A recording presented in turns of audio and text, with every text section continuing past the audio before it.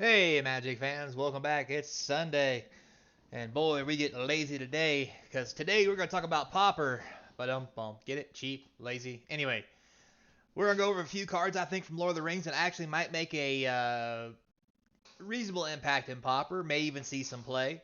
I'm sure there'll be some other cards too, but I think these are the kind of cards that are really going to spark some debate on playability and may actually work their way into some decks in Pauper, and heck, maybe the scry mechanic being the and tempting the ring being the new mechanics may develop some new decks later. And if I hear anything, see anything, or if I just get bored, put something together myself, I'll let you know. So before we get started, don't forget comment, like, subscribe. It helps keep this place sponsor free, just the way we like it, cause eBay does enough ads. eBay, YouTube. God, what am I on today? Clearly not enough caffeine. So, starting it off today, let's talk about this card, Lumbus Bread. And that's probably what I need to be on because I am definitely hungry. So this common for 2 colorless, when it comes to the battlefield, it lets you scry 1 and draw a card. So it gets you through your deck fast, quick, plus you can sacrifice it to gain 3 life, and then it goes from your graveyard back into your deck if it goes there from the library from the battlefield. It also can help fuel any kind of artifact sacrifice decks, um, along with letting you draw and scry a card. Um, this may be something that sees play. I think it has definite possibility, especially for just 2 mana. I do like it. And I hope somewhere out there someone's gonna get down with these cookies. I know it says bread. Look, cookies. Like, look, there's a big planter over here. These are small. Looks nothing like what we've seen in the movie, which is fine, but they're cookies. I'm telling you, they're cookies. Anyway, moving on.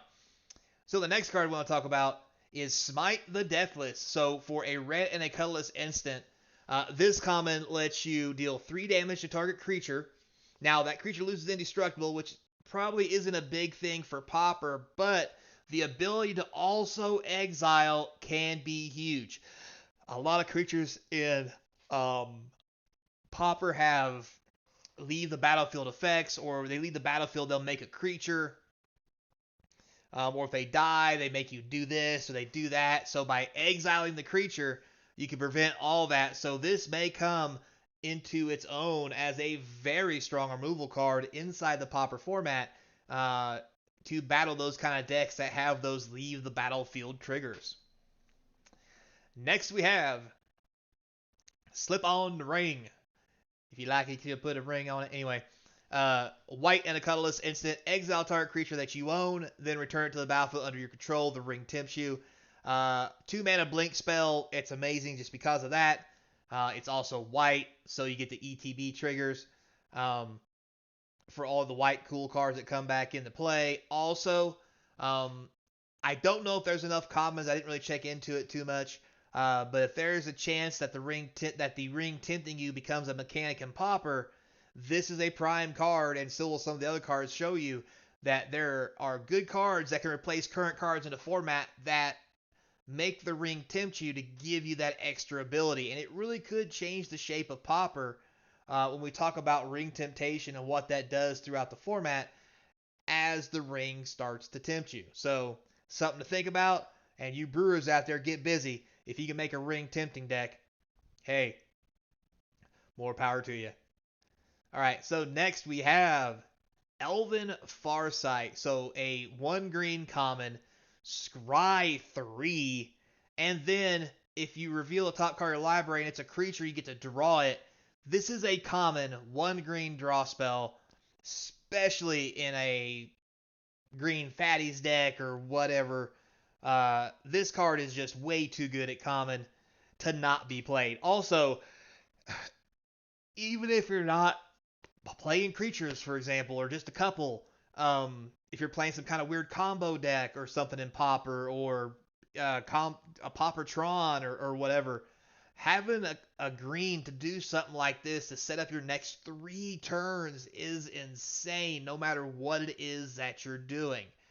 And this could actually change the face of Pauper as far as what green decks play, how they play, or what decks are viable. Because the ability to scry 3, I mean, let's face it, what you're going to do with this in a Pauper deck is you're going to open your hand, of 7 cards.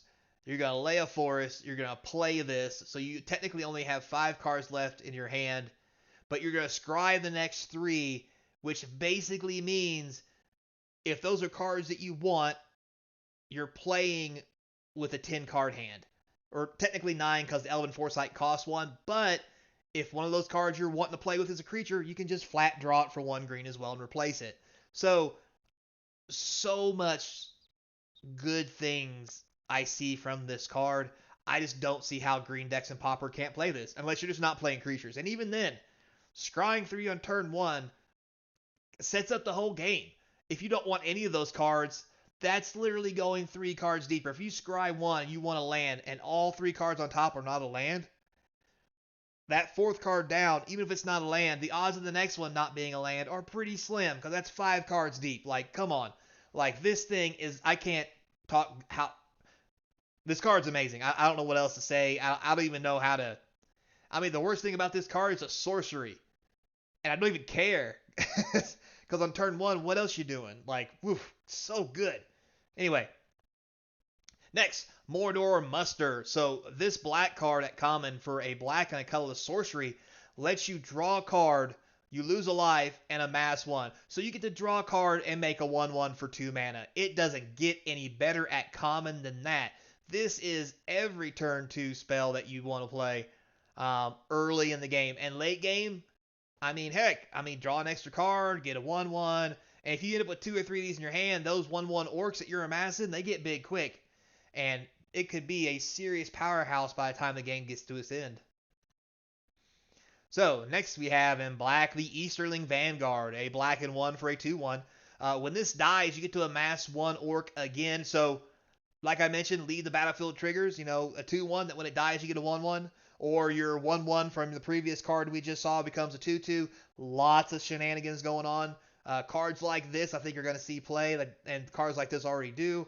And I think cards like this are the reason why that red card, that Exiles, is going to start being something pretty big. Next we have Claim of the Precious.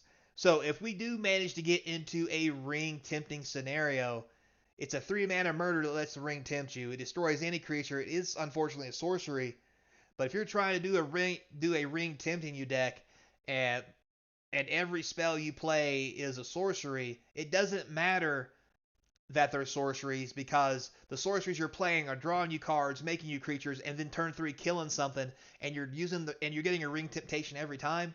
Seems like a good plan and a good theory of what a ring tempting deck should be doing. So hey, we'll have to wait and see, but I think this one's got legs. I mean, I know Murder's just as good, and I'm gonna be honest with you, I've seen Murder played. It's not bad. So, moving on. Those are the cards I think we'll see some play in Pauper. Now, with that being said, there are plenty of the Ring Tempt You decks in this set that can be played in Pauper. They just don't have as much of an impact as these cards will. So like I mentioned, you could have an entire deck made of the Ring Tempt You and have a pretty good selection to make a powerful deck.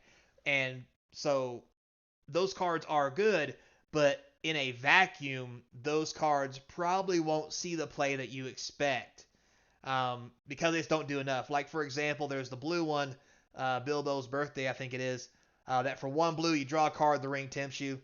That's cool and all, but you're just drawing a card. It is a sorcery. The ring does tempt you, but that 1 mana could be doing something else. I know what you're saying. Hey, Clyde, there's cards on here similar that do the same thing. Yeah, I get that, but like ETB triggers, blinking, a murder that does it, they have more utility in Pauper than just drawing a card.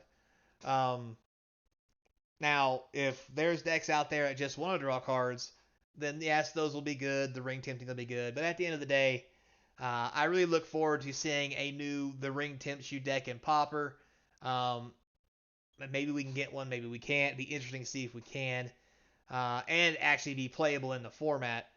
With that said, these cards here I think are just good enough to stand on their own. You know, kind of like the cheese stands alone. Boy, that take you back, doesn't it? Anybody remember that card? Woo, back in the day. Oh boy. So with that said, guys, thanks a lot for watching. I do appreciate it. Till next time, be kind. Hope to see you across from the game table. Maybe we played some pre-release this weekend against each other. Hey, who knows?